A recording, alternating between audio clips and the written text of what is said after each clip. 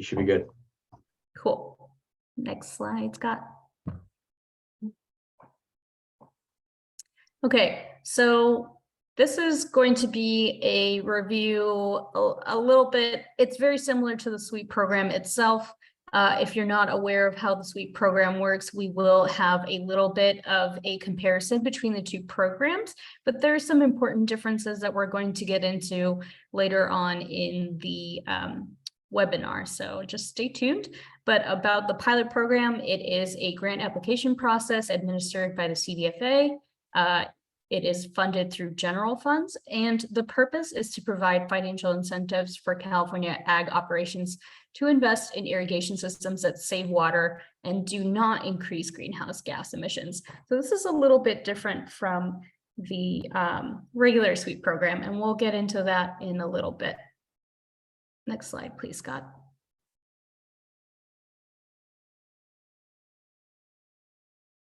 So the pilot program is limited to the southern desert region. A little bit of context behind the reason why we decided to do the pilot program. The southern desert region is defined as the Imperial County and Riverside counties that are located east of the Santa Rosa and San Jacinto Mountains. These areas have been historically excluded from the SWEEP program just because of the requirements for the SWEEP program. It's been difficult to get funding to some of these farmers who don't have a baseline that they could plug into the greenhouse gas calculator. So it's been really tricky to include them for SWEEP funds.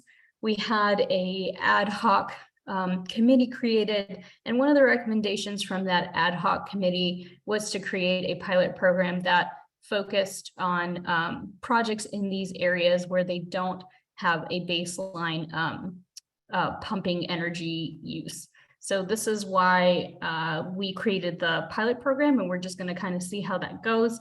You'll see later on in the webinar why we have some of the changes that we do, but we'll get into that a little bit later. But this is why this is focused in this region in particular. You can go ahead, Scott. Okay, so the funding and duration, SWEEP funding is authorized by the Budget Act of 2021. $2 million have been made available from general funds. The solicitation is open. I believe we opened on the 13th of September and is slated to close November 8th of this year. Project grant amounts are not to exceed $200,000, and the duration of the projects will be 18 months. They should start around May of 2023 and end November 1st of 2024. With that $2 million that has been made available, CDFA is anticipating that we will be funding 10 to 14 projects for this pilot. Next slide, please.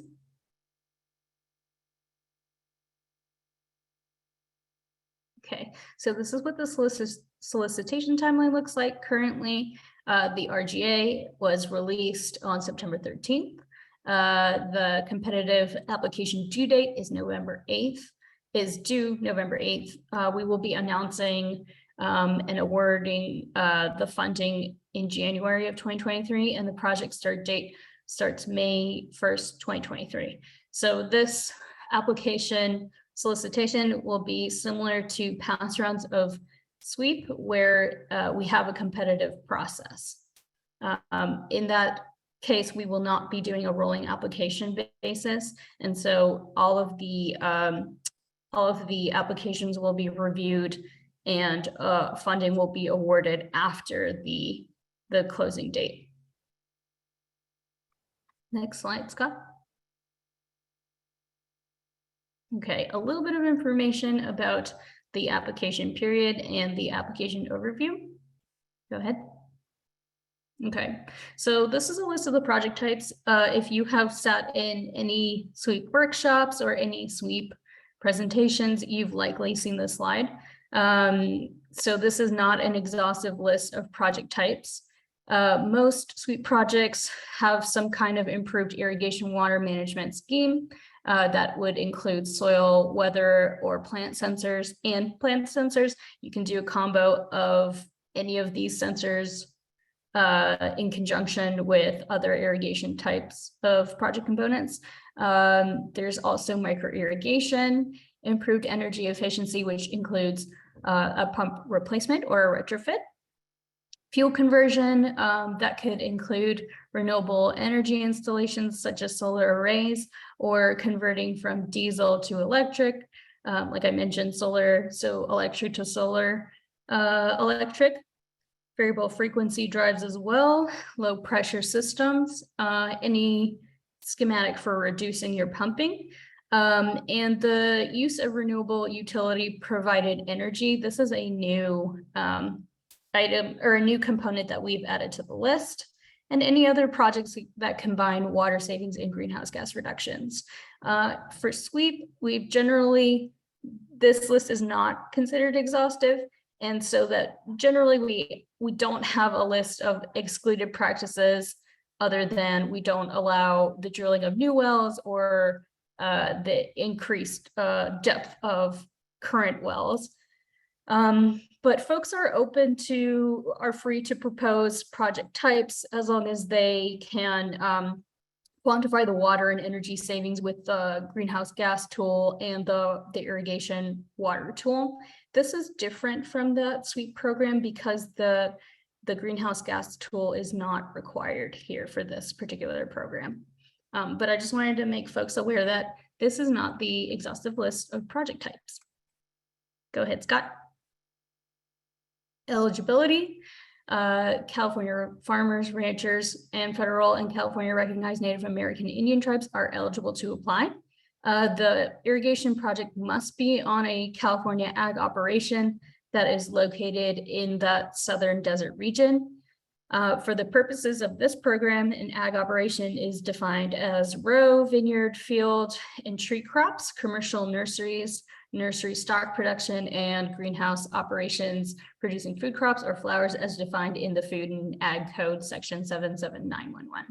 An applicant must be at least 18 years or older.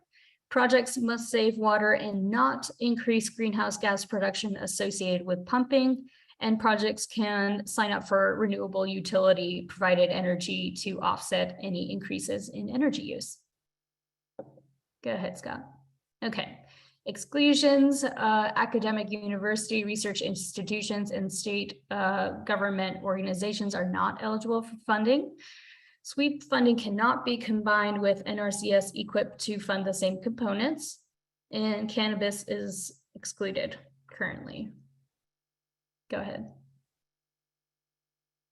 Alrighty, priority funding, like SWEEP, 25% of the appropriation will be made available to priority groups.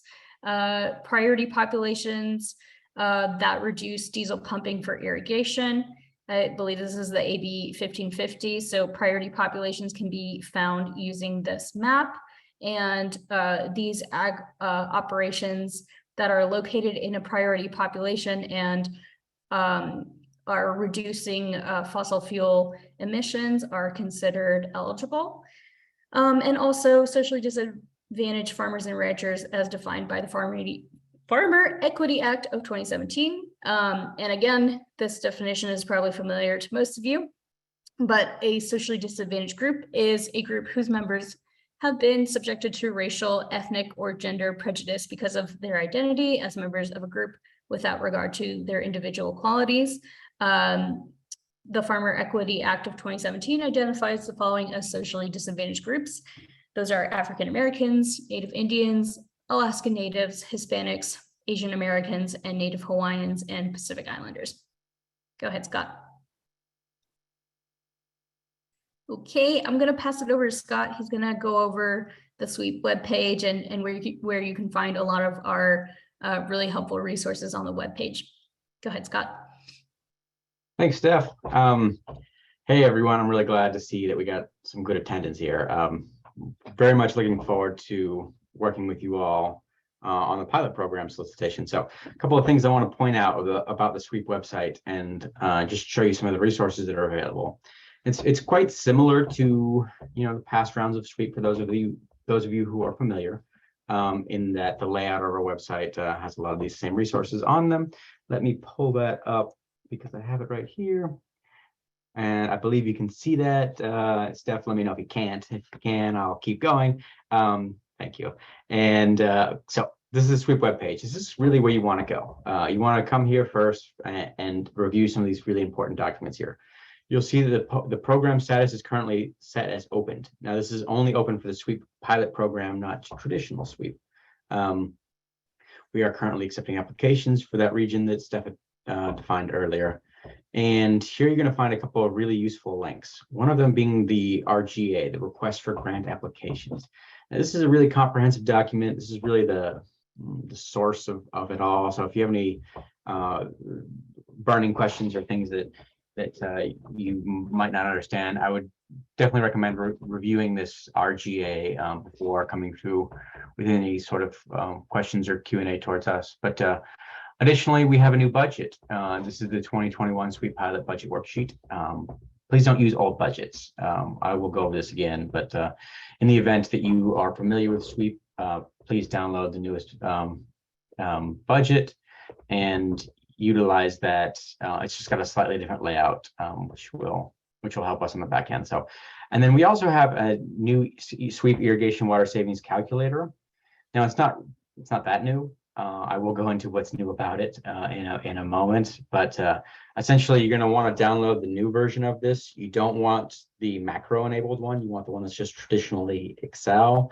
And that's because of our new application portal, which won't allow you to upload into a macro enabled Excel sheet. So nothing is really that much different. And then the list of technical assistance providers specifically for the pilot program.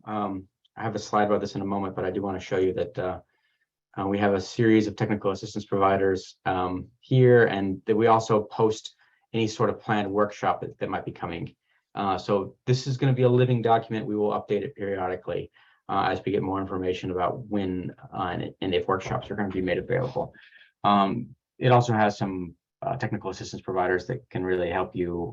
So it's one of the first steps I would think about. We are going to post this recording of this webinar. So right now you found this, you registered to record for the webinar, you've been to our Sweep webpage. So this is probably not news to you, but we will post this video here. And then frequently asked questions. So these are questions that are related specifically to the pilot program, not necessarily Sweep, or traditional Sweep.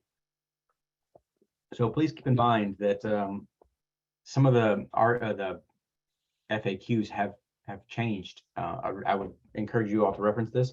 In the event that one of the questions that you have is not answered, you can submit that to CDFA Sweep Tech at the email right here, and we'll answer it. And again, I'll go into a slide over that in a moment. Just wanted to touch bases on those things. Oh, a couple other things.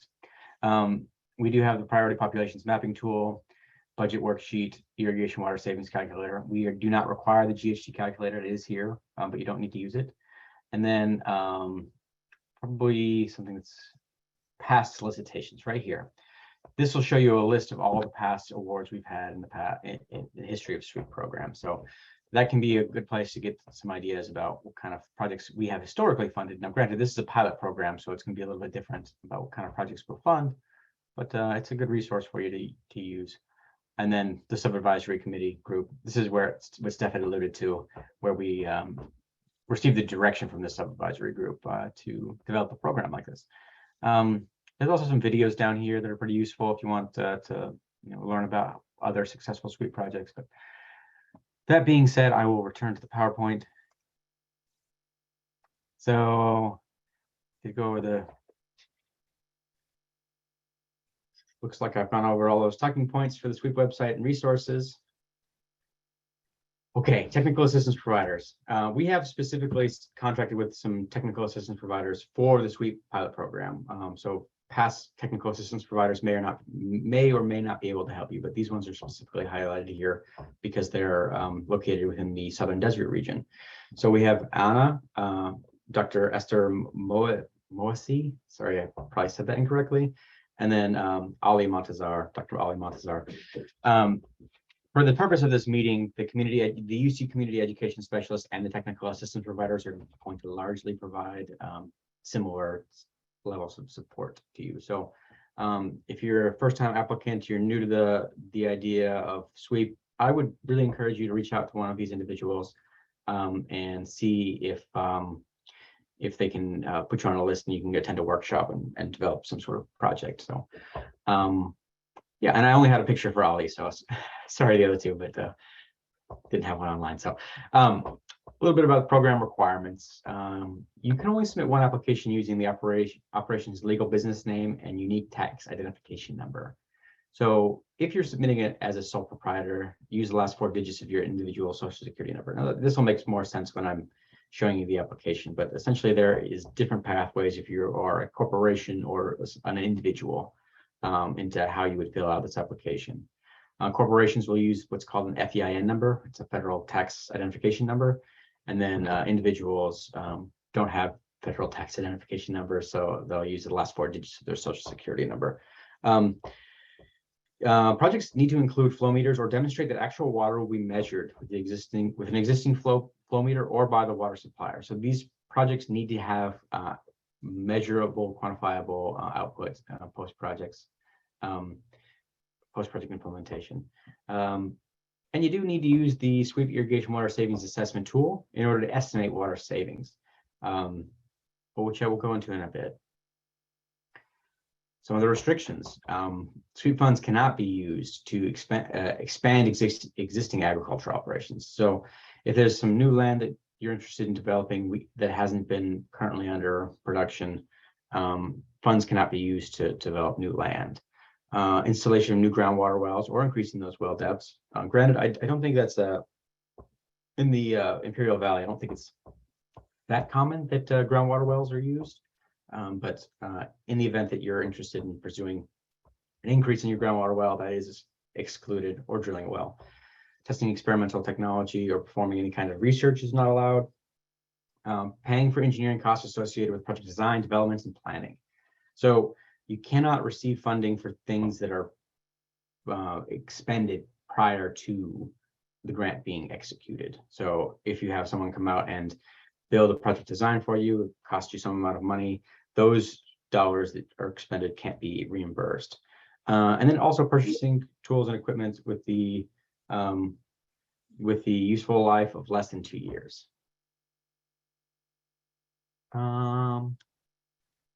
SWEEP.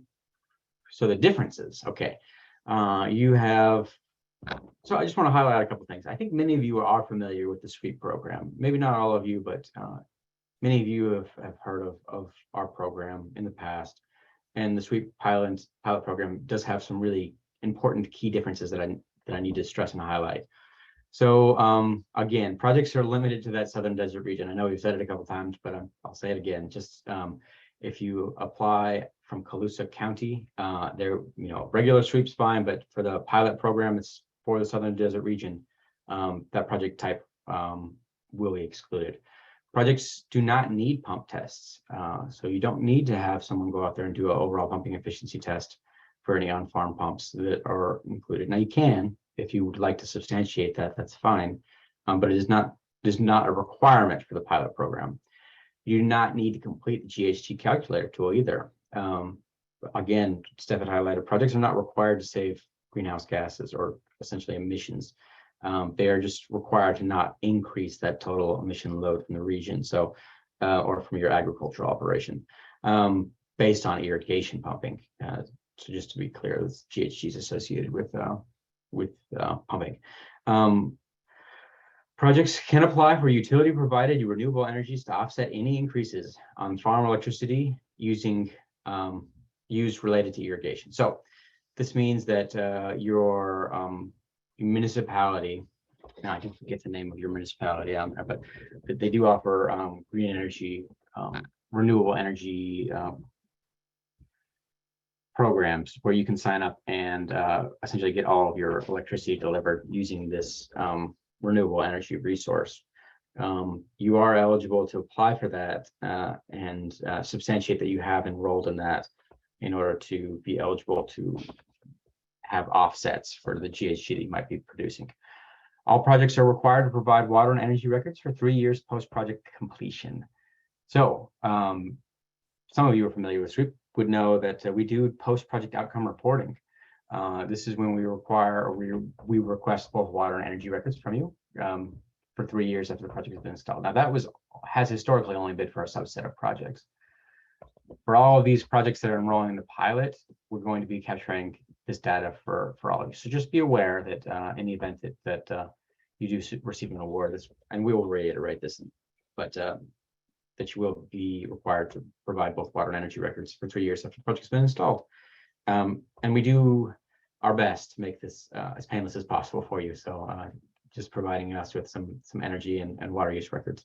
Mobile diesel pumps are eligible. So we had a lot of questions about essentially the trailer diesel pumps that you can pull from irrigation canal to irrigation canal. Those types of pumps are eligible to be upgraded. If you want to upgrade the tier of the motor associated with it, you would want to list the APNs that the diesel pump is impacting, though.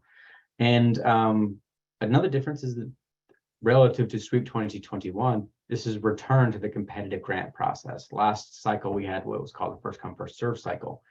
Now, this is a competitive grant process, meaning that the individual who receives the highest score is the individual that will receive funding. Now, I will go into the grant process and the scoring criteria in a few slides. So a couple of things to think about when you're getting ready for applications.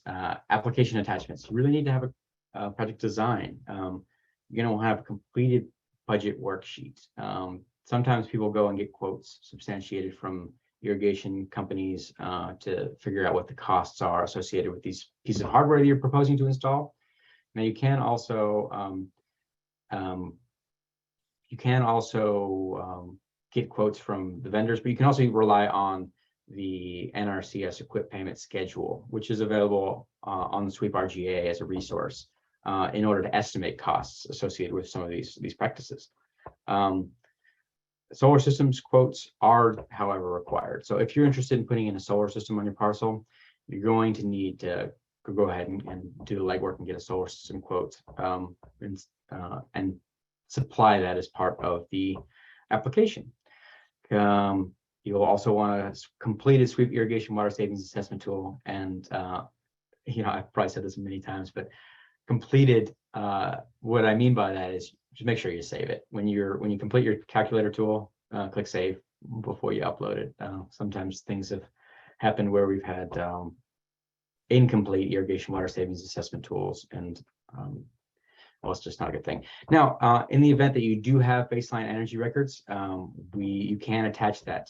So 12 consecutive months of baseline GHG emission documentation for any pumps that are impacted from the project. So that includes fuel receipts or utility bills, anything that's associated with the baseline energy. Project design must include the following as applicable.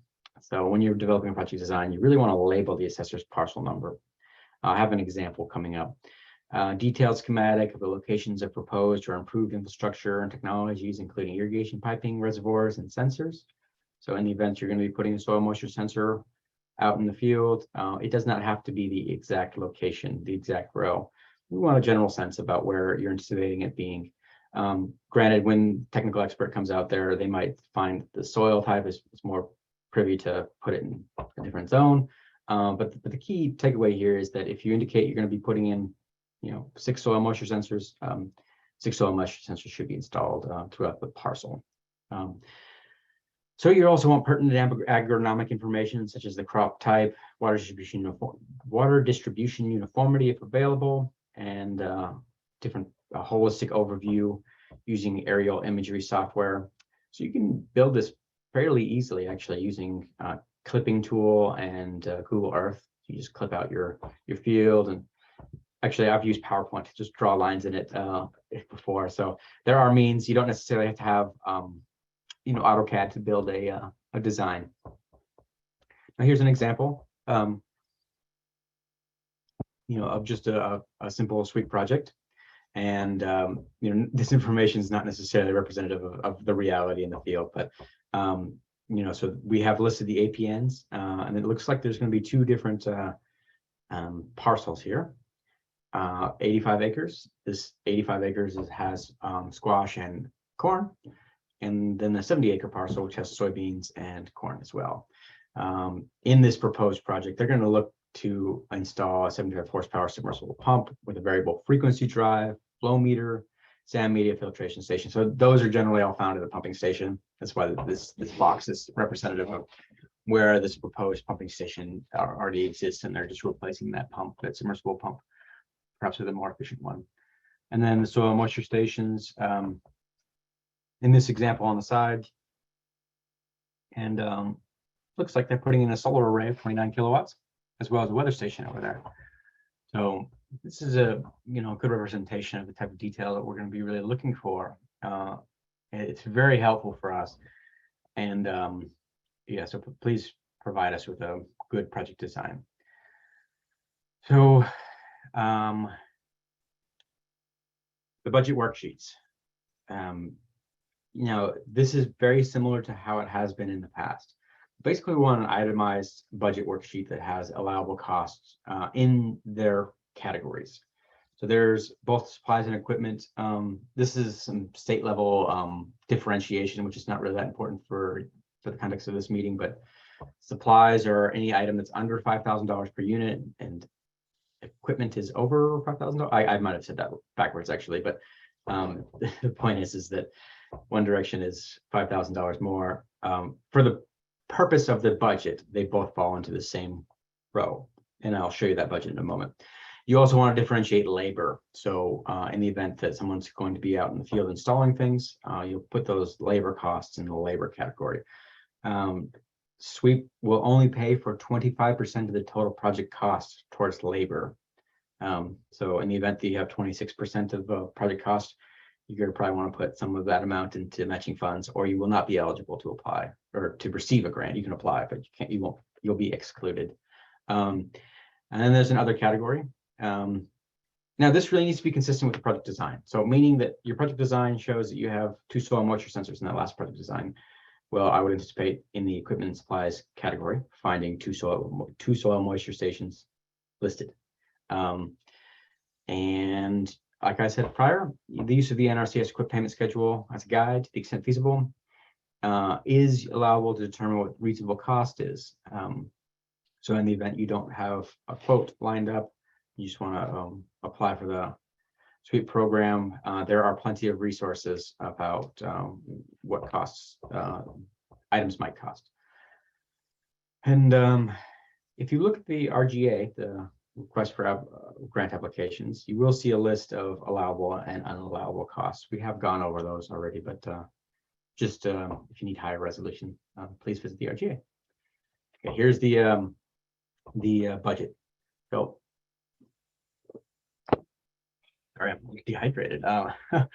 Okay, so you'll see a series of columns and rows, and I realize this might be a little small for some people on smaller monitors, or if you're on your phone. Please just look at it on your computer when you get the opportunity. But so the rows consist of, the columns consist of irrigation system improvements, irrigation water management, pump and energy improvements, solar renewable energy projects, and other management practices. Now, please put the items in the category that best suits them.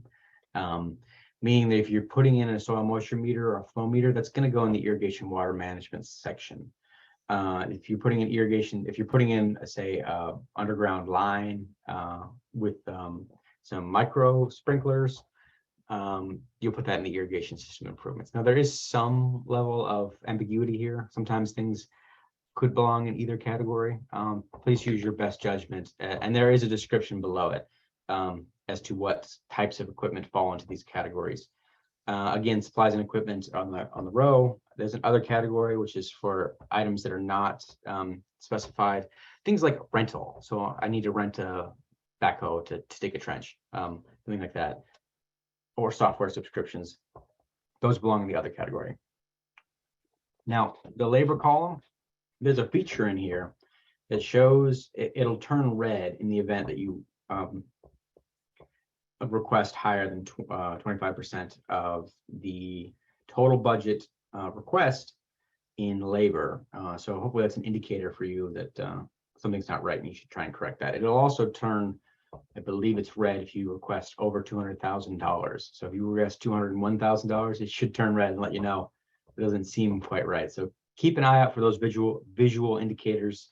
And then lastly, there's the matching funds section. This is for any funds that are going to be coming out of your pocket that you wish to contribute to the SWEEP program, to your actual project as part of this overall project. So matching funds are not required, but they are very much encouraged. So just keep those in mind. So the SWEEP Irrigation Water Savings Assessment Tool. This is a snapshot of what it looks like, but I do want to open it up real quick just to give you a look. So I believe you should be able to see my screen, and I'll make it bigger, but there's an instructions tab.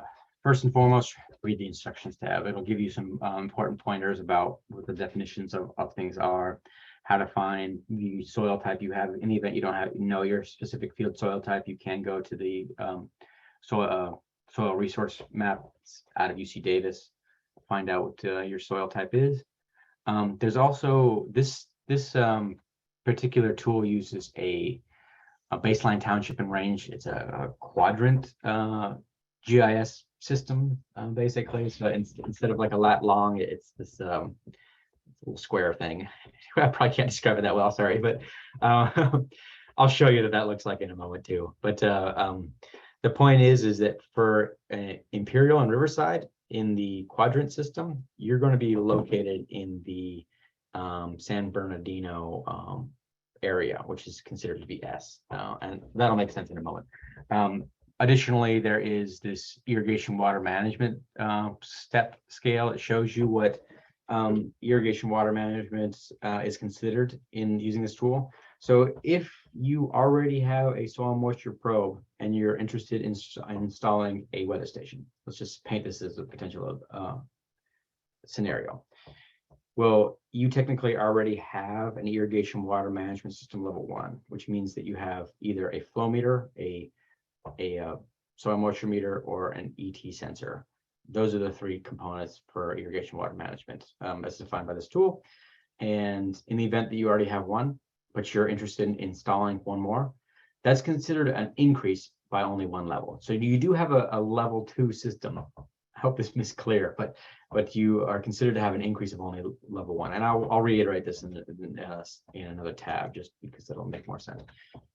Make this a little bit bigger. So you're going to want to fill this out, predominant soil type. If you have a mixed soil, just choose the one that's most representative. And your crop type. So there's a whole list of crops that you can choose. And I did already go through here and do the San Bernardino and then my baseline township and range. And actually, you know what, let me show you how I did that.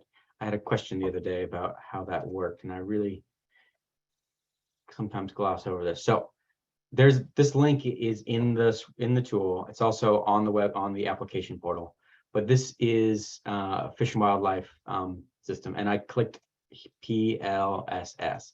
And it gives me this quadrant system. So I can come here. I can see that the Salton Sea National Wildlife Refuge is in S, 12S, 12E. Those are the important numbers there. And then from here, this is just where my proposed project was. So I go in here and I have San Bernardino, 12S, 12E. Occasionally an error will pop up when you're moving, especially in the range feature. You can just click OK and select the right range. So just something to keep in mind. So, okay, in this scenario, I have alfalfa, sand soil. I'm in my right zone. That mapped me to ET zone down here, click 18. And in the after category, I'm proposing that I go from surface irrigation to a center pivot in this mock example. So I still have the same type of soil. I'm still doing the same crop, and I'm still in the same baseline township and range. Keep in mind that the before and after tabs, they work independently of each other. So if I selected loam here, I would definitely need to select loam here as well. Otherwise, it'll do a miscalculation. This is something that technical reviewers review. It's true for the baseline township and range as well. Okay. So now I have a loam soil, but And I have selected in my practice that I am changing to a center pivot, and I'm going to be replacing surface irrigation. I hope that I highlighted the fact that I had a flood irrigation system and that I was wishing to do a center pivot for alfalfa, but that might be the first time I said that. And in my scenario that I outlined before, I already have a soil moisture meter, but I'm going to put in a ET sensor. So that's an increase by level 1. And this little pop-up sometimes comes about. Just click OK. And then I'm going to move to my water savings estimate tab. And this is just estimating that based off of my scenario, I'm going to be saving 7.38% water savings. So one last thing I do want to show you before I move on from this tool is if you happen to download the macro-enabled one, it's not that hard to just convert it to the correct format, the XLSX. So what I would do is File, Save As, and then make sure I select Excel workbook. And instead of being a macro-enabled workbook, I do an XLSX. Now, the only reason I'm bringing this up is because our new application portal requires that it doesn't allow macro-enabled features, so we had to change it a little bit. But there are instructions in the application portal as well about that. So I just want to make sure you all are aware of that. Okay, that was the tool. Okay.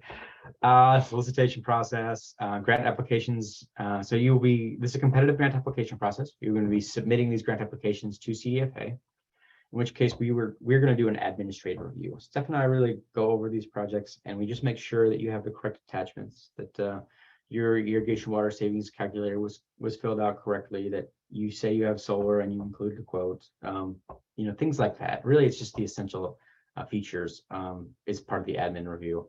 In the event that you don't pass an admin review, we do notify you of the problem with that. And ones that do pass admin review go to technical review. And these are reviewed by third-party technical experts in the field of irrigation. They review it for its merit and feasibility, its water savings, its GHG, the lack of GHG increases, and the budget.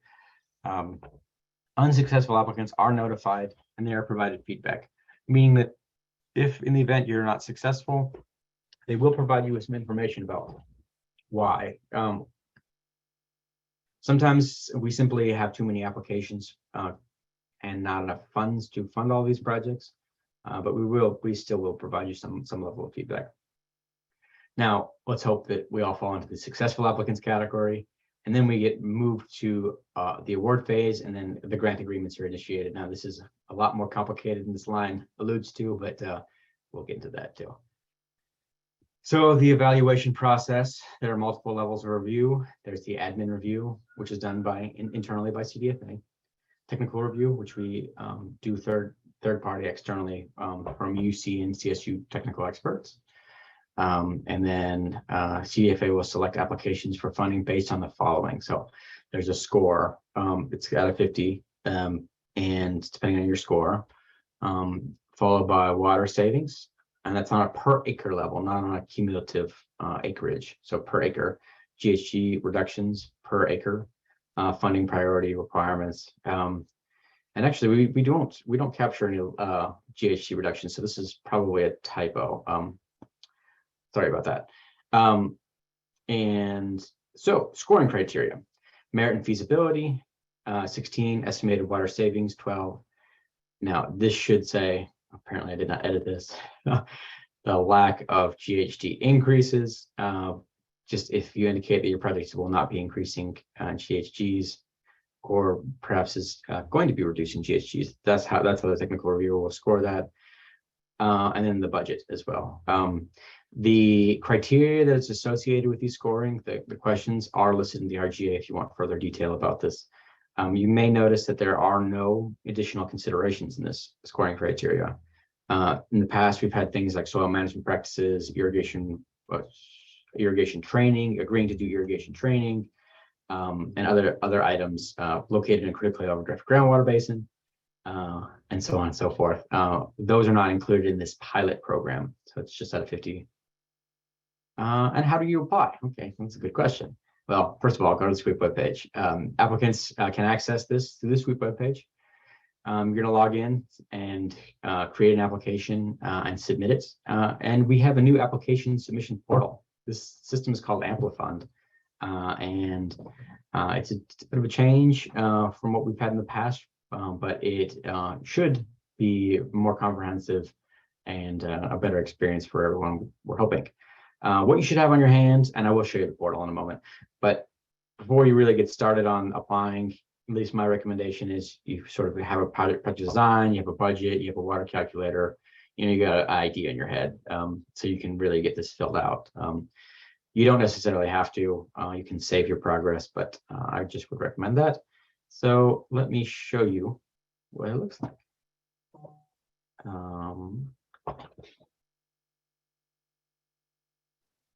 Okay. So CDFA webpage, sweep. We got this big green button, apply for the pilot. So I click on that. So it's going to make me log in because it didn't log me in. Let me log in real quick.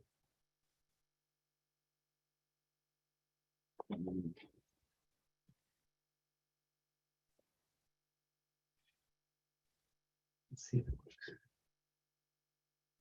Of course not. Oh, there's 2 T's my name. Okay, this is my applicant facing. No, we don't need to save these things because I'm sort of the administrator of this program, or administrator, or one of the administrators. I have multiple accounts, but this is my applicant account. So this is just for basic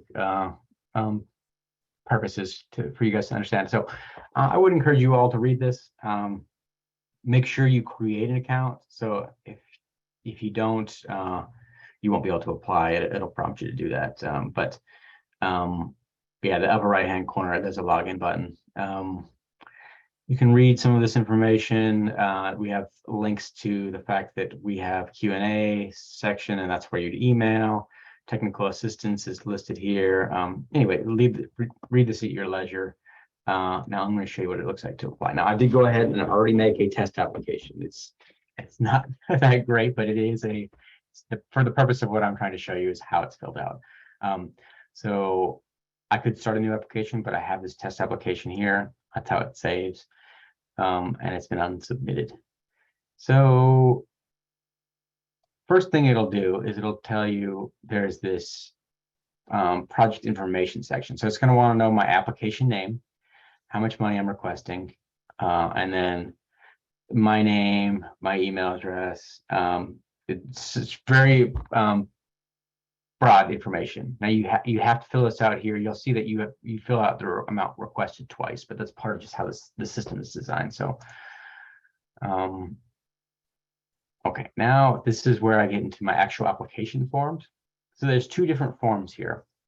There's the application information and project location form. This is really sort of broad information about, who I am, what my name is, who the contacts are, where the project's located, etc. So in here, I said that I was a SEIN, Social Security, rather than a federal employer identification number. So in the event that I'm a corporation, etc., I would go in, but and it sort of leads me down this path. And this is not that important, but you can fill this thing out. Contact information's here. If I belong to a socially disadvantaged group, as defined below. If I have an alternative contact, what their role is, what their phone number is, what their email address is, and then if I have a third person, my test person, I can put information there. This is really helpful for us, so please fill this out, comprehensively. I also choose what county I'm in. In this case, though I did talk about being in Imperial on my prior slide, I selected Riverside here. This is my assessor parcel number that I made up. That's my address. I found my lat long by going to the Google Maps. Really, if you go to Google Maps, right click on the location, you'll see what your lat long is, but there are many ways to get your lat long. And then you also need to know your Senate and Assembly district numbers. So now I can mark this as complete, or I can save and continue. So what's important is that if I want to mark this as complete if I'm getting ready to submit it. Now, if I'm just holding it as like a temporary test, I can just save and continue. So actually, let's mark this as complete. I'll show you what happens. So now it's complete, and so you'll see that this one is complete. It used to be in progress. Now it's complete, and this one already is incomplete. So I can actually, well, if I complete this one, mark as complete.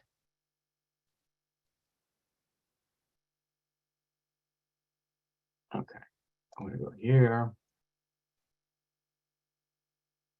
I will be able to actually submit this. Now, I'm not going to submit my application for the purpose of this, but okay. So project overview is really where, say, the meat and potatoes are for the application. This is really going to talk about what your project is, how many acres you are, what you're planning on doing, what practices that Steph listed prior about those installing VFD, or new pump, et cetera, are you going to be implementing here, and then supporting documentation for that. So I will go over some of these big, but this is the proposed overview, project overview, current irrigation system. So what am I currently doing?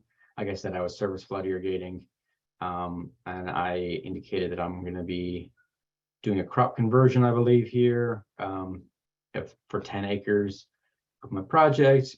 Okay, project type. This is where kind of projects I'm going to be installing. So here I indicated that I'm going to be putting in one flow meter, one soil moisture station, and I'll be referencing CIMIS. I put in here one soil moisture, flow, etc.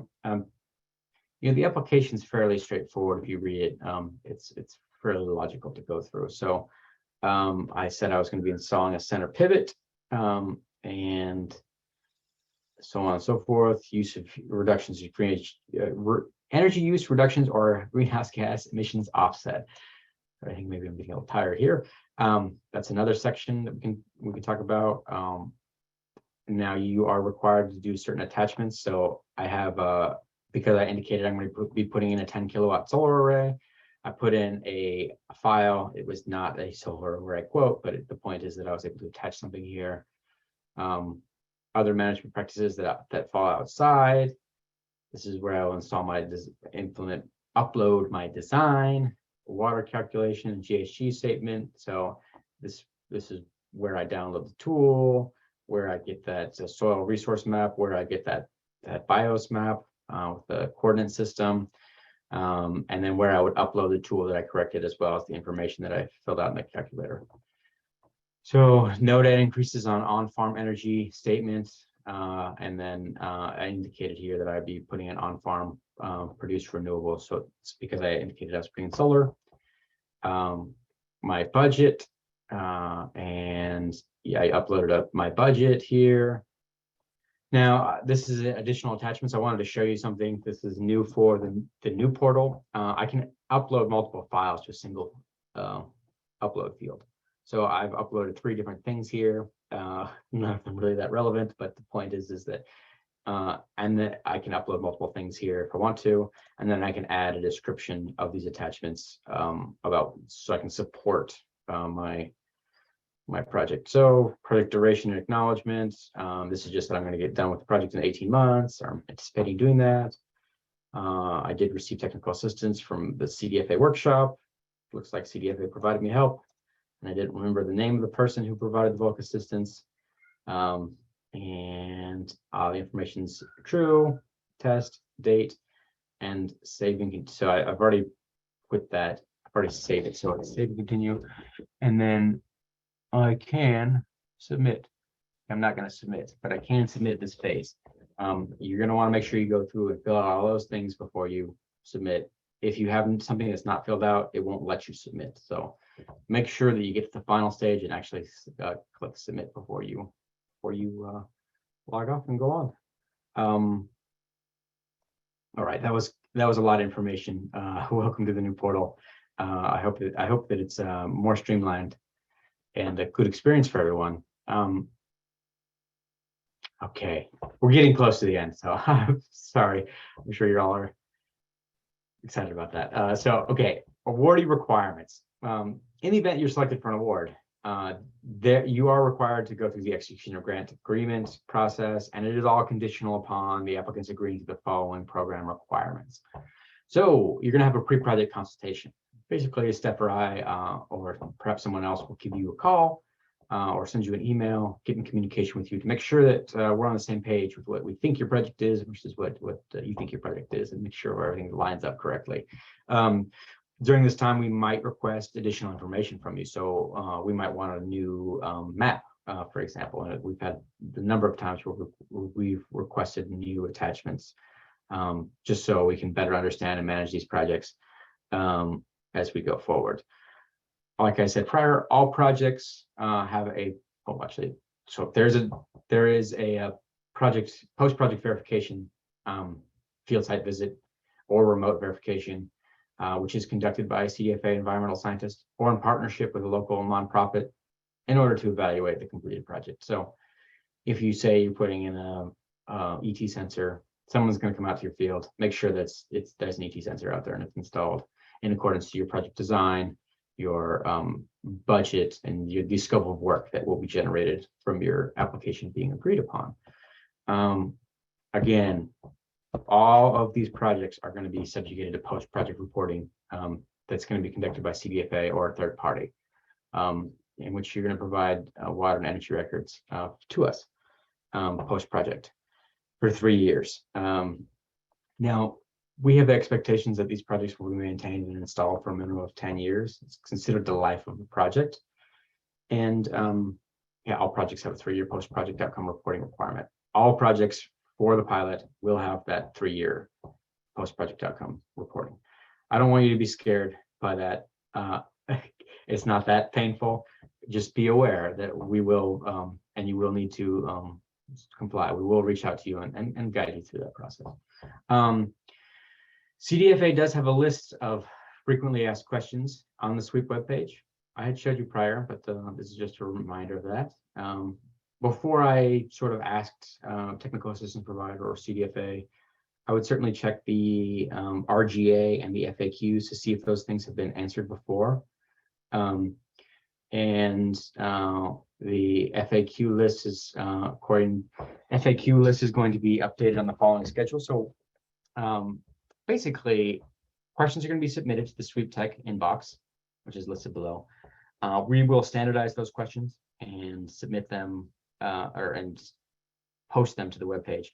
So any questions received before October 10th, 2022 will be posted to the website October 17th, 2022. So, all right, the intent of that is for fairness. So that way everyone's aware of, what fairness and transparency. So everyone's aware what the response is for a question that might be shared amongst people, and we have a standard response. CDFA is, consistent with their response about that. That's the reason we do this. I do see a question from Anonymous that wants to know an example of post-project reporting, what it looks like. So this is a great question, and we have not yet developed post-project outcome reporting for the pilot. I can tell you what it has looked like in the past. In the past, we have mailed out manual letters and also sent out emails with digital forms to be filled out in order to have a grower supply us with both water use and energy use records. So that can consist of your PG&E bill, your utility. I'm not sure who your utility is, but so that says that I used 10,000 kilowatts this year. It can consist of my solar system production reporting requirements. And then for the water use, essentially if you have a flow meter, you should be recording it at the very least on an annual basis for the total water that passes through that pipe. In the event that you don't have a flow meter, and I'm under the impression that Imperial Valley has a pretty comprehensive reporting method for how much water is delivered by the irrigation district. So things like that irrigation receipt is what we'd be looking for. Tells you how many acre feet were delivered for the parcel. Sometimes there's clarity that needs to be added. If only half the field is part of the SWEEP project, the other half is not. But we'll iron out those details. And yeah, It's not that scary. We'll try not to make it that scary. Okay, that's really the end of the presentation. I do want to end with a video of a project that was awarded in Imperial Valley in the past. Now, this is for the traditional sweep program, not the new pilot, so you will see there's some differences, but I think it's a good just ending point for highlighting it. And then we'll take a Q&A after that, after this video goes through. So if you will, let me pull that up, and I think I have it. Go away, go away. This one, okay.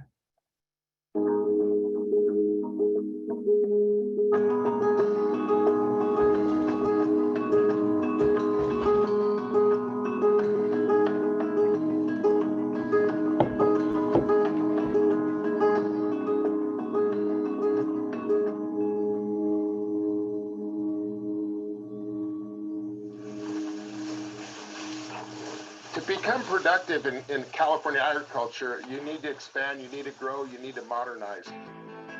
When my grandfather moved here, he started on an 80-acre homestead that was given to him by the federal government. My father farmed about 500 acres, 800 acres, and now I'm farming about 1,500 acres. My primary production is forage crops, and then secondarily, I grow a lot of seed crops. Wheat is one of the lesser crops that I grow, but it's a good rotational crop. And I chose that wheat for this project because the project finished in December, and it was one of the only crops that I could plant in December. And now we're going to harvest the first crop off of this subsurface drip that was provided with a sweep grant funding. Thanks for coming over. The sweep grant is another tool that we use in our toolbox. It allows us to do things that aren't profitable at this time. It allows us to use state-of-the-art technology and allows us to do it on a large farming scale so we can use that data and use what we learn onto other farms. I'm on the board of directors for the California State Farm Bureau. I'm actually on the board for our local county farm bureau. So we spend a week a year and we go back to Washington. You know, we're trying to feed the nation, and if we don't tell our story, nobody else is going to tell our story. And if you get a family farm that goes back to Washington, D.C., you can usually gain a lot of respect and a lot of influence. I've already had a field day out here. I brought other farmers in to look at this, farmers are curious. In the last 5-10 years, water is becoming more and more valuable in the state. If we can apply less water, we can use that other water in other fields or in other areas of California. About the top 6 inches never gets wet, stays powdery dry. And as we start getting down a little bit lower, we're about 6 inches there. Start picking up moisture. So there's various parts of this weather station, and we've got the solar panel that's powering it. You've got a backup battery system and data logger that's recording the information, and then you've got all these instruments here they're actually measuring how much evaporation is going on in the crop, and they're actually telling me how much water the crop is actually using at any 24-hour, 12-hour period. When we're putting optimum amount of water on it at the time, we're getting a water savings, plus we're producing more crop with less water. Without a doubt, this new technology is going to increase yield. When you look out across this wheat field, even before it's harvested, it's very uniform. It's very same height. The grain is the same size. They're plump, they're filled up. So I anticipate probably a 25% yield increase. And looking at it, it appears to be a very good yielding crop. And then quality of it too. We grow a specialized wheat here. This is called a desert durum. It's only grown in Imperial and Yuma counties. And this wheat demands a very premium price. And we have to meet these high premium protein levels to get those prices. And with this drip technology, we're able to put fertilizer on it at optimum rates and at the optimum time. And we probably will have very high testing week 2. On average in agriculture, production, it doubles every 20 years. And that's what keeps us ahead of foreign areas like Argentina, Australia, Brazil, and they're still behind us in our technology. Between myself and my son and my son's kids now that are going to be 5th generation taking this farm over in another 30, 40 years, it's still something that we love to do. We're doing it because we make money at it and we enjoy it, and it's a heritage that we're trying to keep up, trying not to let my grandfather down what he started.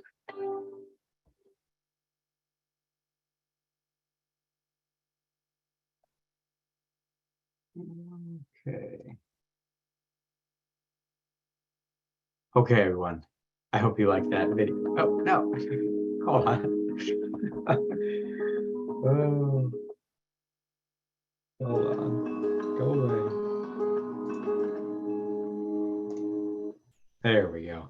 I am going to stop the recording now. I appreciate everyone's time. We are going to stay around for Q&A, but let me stop the recording.